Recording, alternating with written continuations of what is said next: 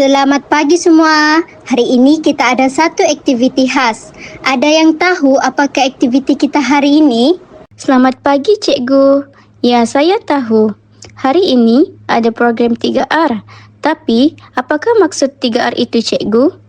3R merujuk kepada reduce, kurangkan, reuse, guna semula dan recycle, kitar semula. Ia adalah konsep penting dalam pengurusan sisa untuk menjaga alam sekitar. Reduce bermaksud mengurangkan penggunaan bahan yang boleh menghasilkan sisa buangan. Konsep ini menekankan kepentingan mengurangkan penggunaan sumber semula jadi bagi mengelakkan pembaziran dan pencemaran alam sekitar.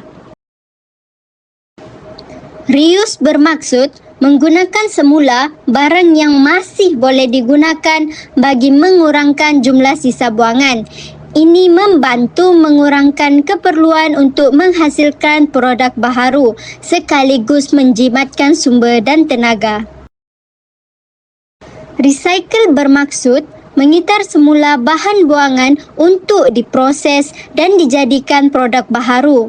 Proses ini membantu mengurangkan jumlah sisa yang akan dihantar ke tapak pelupusan dan mengurangkan pencemaran alam sekitar.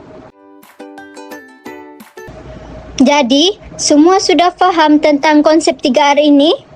Ya, Cikgu. Bagus. Semoga ilmu ini dapat dipraktikkan dalam kehidupan seharian untuk menjaga alam sekitar kita.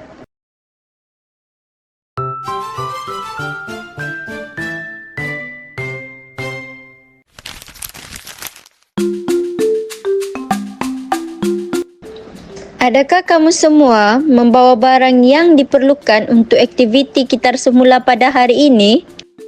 Ya, kami ada membawa barang yang Cikgu Iza minta. Cikgu, barang yang saya bawa adalah botol, tin dan surat kabar lama. Apa yang boleh dilakukan dengan barang tersebut? Barang kamu merupakan salah satu bahan kitar semula, recycle. Barang tersebut dapat dikitar semula. Ia dapat menjimatkan tenaga dan sumber alam serta dapat mengurangkan jumlah sampah yang dihantar ke tapak pelupusan sampah. Saya pula membawa buku lama, pakaian lama dan beg plastik, Cikgu. Adakah barang tersebut juga boleh dikitar semula? Barang kamu tidak dapat dikitar semula, Mira, namun dapat digunakan semula, di mana ia boleh mengurangkan pembaziran dengan menggunakan barang lebih daripada sekali. Contohnya, buku lama boleh didermakan kepada perpustakaan untuk pembacaan dan pakaian lama boleh digunakan semula dengan cara mendermakan kepada yang memerlukan. Selain itu, ia juga dapat menjimatkan kos kerana tidak perlu membeli barang yang baru. Cikgu, saya ada soalan. Apakah perbezaan di antara reuse dan reduce? Bagus soalan kamu, Fika.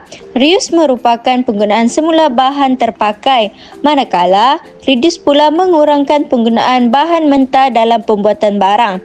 Selain itu, ia juga dapat mengurangkan pencemaran alam sekitar.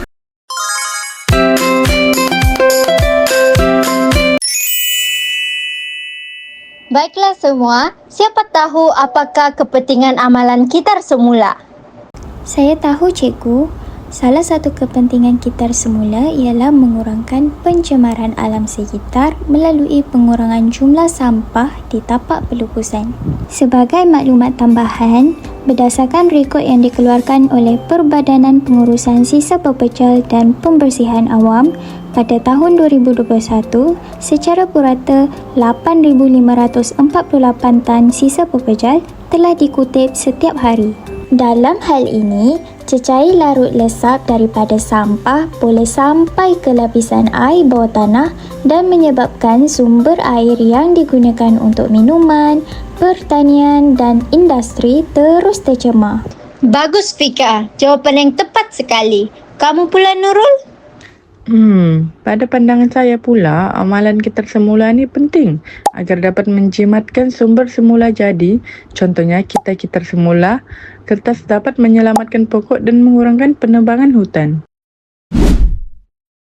Pandangan yang benar sekali Nurul. Bagaimana dengan Mira? Apa yang saya tahu, amalan kitar semula sangat penting untuk meningkatkan kesedaran dan tanggungjawab sosial dalam kalangan masyarakat.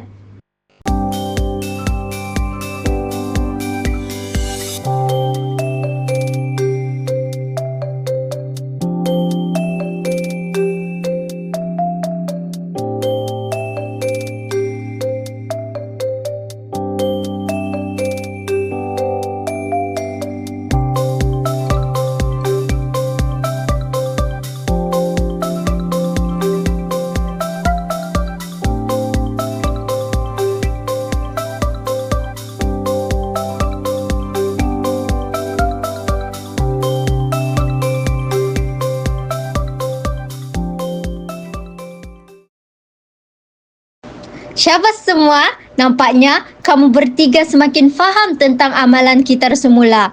Jom kita kembali ke kelas untuk sesi pembelajaran seterusnya. Baik, Cikgu Iza. Baik, Cikgu. Okey, Cikgu.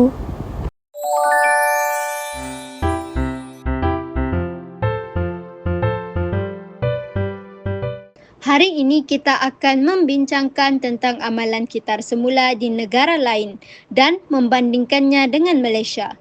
Ada sesiapa tahu negara manakah yang mempunyai sistem kitar semula yang baik?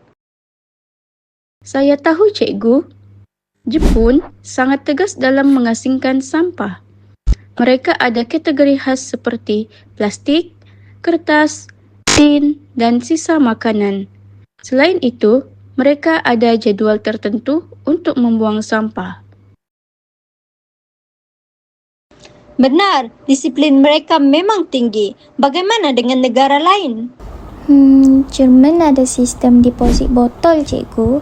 Kalau beli minuman dalam botol, kita boleh pulangkan botol itu di mesin khas dan dapat sedikit wang semula. Tujuannya adalah menggalakkan orang ramai untuk mengitar semula. Tepat sekali, Fika. Sistem ini sangat berkesan dalam mengurangkan sampah. Bagaimana pula dengan Malaysia? Kita ada tong kitar semula, tapi ramai yang masih kurang kesedaran.